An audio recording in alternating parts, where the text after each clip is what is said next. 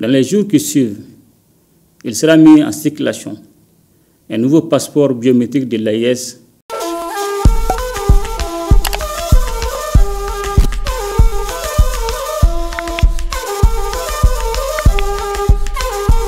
Aujourd'hui, nous célébrons un événement historique pour l'Alliance des États du Sahel, devenue une confédération unie et puissante. Lors du premier anniversaire de l'AES, le président Assimi Goïta du Mali a prononcé un discours marquant. Ce discours ne se contente pas de souligner les victoires militaires contre le terrorisme, mais dévoile également un des projets les plus ambitieux de l'AES. La carte biométrique de la Confédération. Un véritable coup de maître signé par les présidents Assimi Goïta, Ibrahim Traoré et Tiani. Mais qu'ils vous souviennent, il y a un an, les présidents du Mali, du Burkina Faso et du Niger ont pris la décision audacieuse de consolider les relations entre leurs pays, non seulement pour renforcer leur sécurité, mais aussi pour forger une union politique et économique durable. Le 16 septembre 2023, la charte du Liptako Gourma est née, jetant les bases de l'AES. Depuis, nos trois nations ont accompli des progrès remarquables, notamment sur le plan sécuritaire, en affaiblissant considérablement les groupes terroristes et en rétablissant la souveraineté sur leur territoire. Mais aujourd'hui, nous allons encore plus loin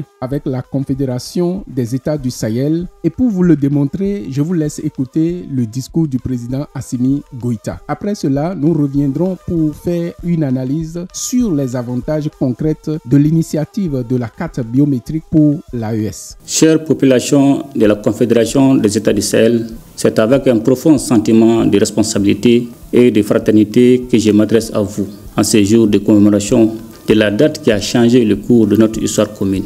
Il y a un an, avec mes frères, leurs excellences, le capitaine Ibrahim Traoré, président du FASO, et le général de brigade Abdourahmane Tiani, président du Conseil national pour la sauvegarde de la patrie, chef d'État du Niger, nous avons pris une décision résolue, franchir une étape historique dans la consolidation des relations fraternelles qui lient nos trois nations, le Burkina Faso, le Mali et le Niger. Le 16 septembre 2023, nous avons adopté la charte du Liptako Gourma, donnant naissance à l'Alliance des États du Sahel. Cet acte fondateur marque une nouvelle ère géopolitique dans la région, instaurant un mécanisme de défense collective et d'assistance mutuelle, afin de combattre le terrorisme sous toutes ses formes et de lutter contre la criminalité organisée qui mine nos sociétés. Grâce à cette alliance stratégique, nos forces de défense et de sécurité ont enregistré d'importantes victoires sur le terrain, affaiblissant considérablement les groupes armés terroristes. Elles continuent avec abnégation le processus d'établissement de la souveraineté de nos États sur l'ensemble de leur territoire. Ces avancées significatives ont renforcé notre détermination à aller encore plus loin. Chère population de la Confédération des États du Sahel, nous avons franchi une nouvelle étape dans l'histoire de nos trois nations. En effet, le 6 juillet 2024, lors du premier sommet de l'Alliance des États du Sahel, nous avons signé le traité instituant la Confédération des États du Sahel. Ce traité marque notre engagement irréversible vers l'intégration de nos États et de nos populations, avec une vision partagée de fraternité, de solidarité et de complémentarité. Avec la Confédération, nous avons pris la décision stratégique d'élargir notre coopération à deux autres piliers essentiels, la diplomatie et le développement. Loin d'être un choix fortuit, cette orientation découle de notre volonté de bâtir une union politique forte, ancrée dans la paix, la sécurité, le développement durable et permettant d'agir de manière coordonnée sur la scène internationale. La célébration de ce premier anniversaire de l'Alliance est l'occasion de faire le point sur le chemin parcouru. Dans le domaine sécuritaire, nos forces armées ont relevé des défis majeurs face à des adversaires soutenus par des États tiers, à l'image de l'Ukraine qui a ouvertement choisi de se ranger du côté du terrorisme au Sahel.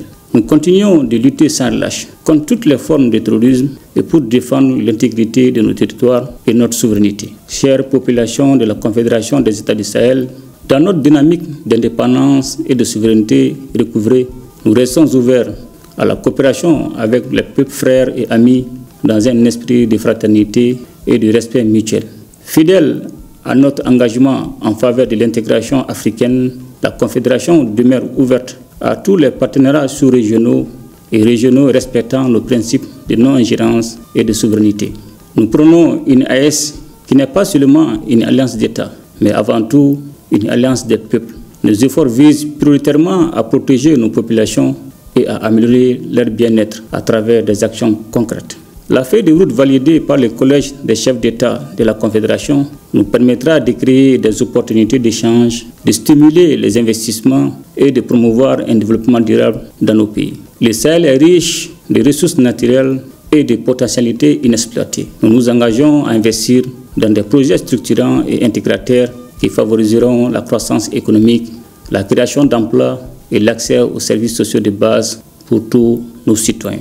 Nous portons une attention particulière à la jeunesse et aux femmes, véritables moteurs de notre développement.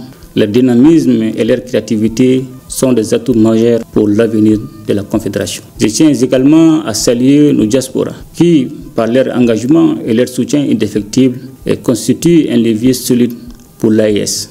Chère population de la Confédération des États du Sahel, le chemin parcouru est encourageant. Les succès enregistrés dans le domaine de la défense et de la sécurité sont indéniables et ont permis d'élargir notre coopération à d'autres secteurs clés.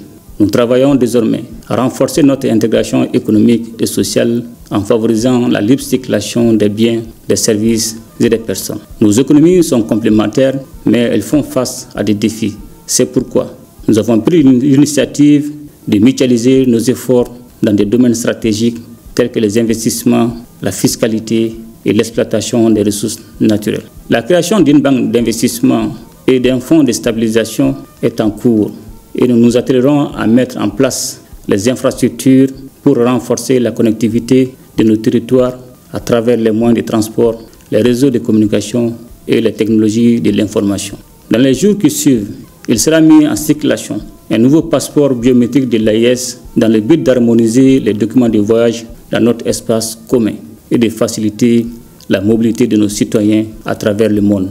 Des projets culturels, sportifs et éducatifs sont également en cours pour renforcer l'unité de nos peuples. La création d'une chaîne d'information commune est également prévue afin de promouvoir une diffusion harmonieuse des informations dans nos trois États. Chère population de la Confédération des États du Sahel, nous réaffirmons aujourd'hui notre volonté de consolider chaque jour les liens de coopération, d'intégration et de solidarité entre nos populations et d'œuvrer ensemble pour que le Sahel devienne un espace de paix, d'entente et de prospérité. Je voudrais donc vous exhorter à vous investir davantage pour la réussite de la Confédération, à soutenir les actions des États et à œuvrer pour la réussite de ce projet historique qui conditionnera notre avenir commun. Ensemble, nous ferons de la Confédération des États du Sahel un modèle d'intégration et de développement pour toute l'Afrique. Vive la Confédération des États du Sahel, vive la solidarité entre nos peuples et que la paix et le progrès rayonnent sur notre région. Je vous remercie. L'un des aspects les plus révolutionnaires de cette confédération est sans doute l'introduction de la carte biométrique commune. Pourquoi est-ce un coup de maître? Cette carte biométrique qui sera mise en circulation dans les prochains jours harmonisera les documents de voyage dans toute la Confédération. Grâce à elle, les citoyens des États pourront circuler librement dans l'espace commun, facilitant la mobilité des personnes et stimulant les échanges commerciaux, culturels et économiques. Cette initiative incarne l'une des visions clés des dirigeants de l'AES, une intégration profonde non seulement sur le plan politique mais aussi au niveau des populations. En plus de renforcer la sécurité grâce à l'identification précise des citoyens, cette carte biométrique s'inscrit dans une démarche d'harmonisation des systèmes administratifs, rendant nos États plus efficaces et interconnectés. C'est un pas géant vers l'unité régionale. Chers amis, allons encore plus loin pour analyser ensemble les avantages spécifiques de cette carte biométrique pour la Confédération. 1. La facilitation de la libre circulation. Les barrières administratives entre les États membres seront levées, favorisant les échanges humains et économiques. En effet, cette carte simplifie l'accès au marché, aux services et aux opportunités professionnelles, créant ainsi une nouvelle dynamique économique. 2. Le renforcement de la sécurité. La carte biométrique permettra une meilleure gestion des frontières et une lutte plus efficace contre les mouvements terroristes et criminels qui profitent souvent des failles dans le système de contrôle. 3. Enfin, un symbole d'unité. Ce projet renforce l'identité commune des peuples de la Confédération et crée un sentiment d'appartenance et un bloc régional fort et cohérent. En conclusion, la carte biométrique de l'AES symbolise bien plus qu'un simple document de voyage. Elle représente la vision des présidents Assimi Goïta, Ibrahim Traoré et Tiani, celle d'une Afrique unie, souveraine et résolument tournée vers son propre développement. L'Alliance des États du Sahel est un véritable modèle pour l'intégration et le développement sur le continent africain. Ensemble, grâce à cette initiative audacieuse et à la solidarité de nos peuples, nous forgeons l'avenir d'une région prospère, sécurisée et libre. Vive l'AES, vive l'intégration africaine.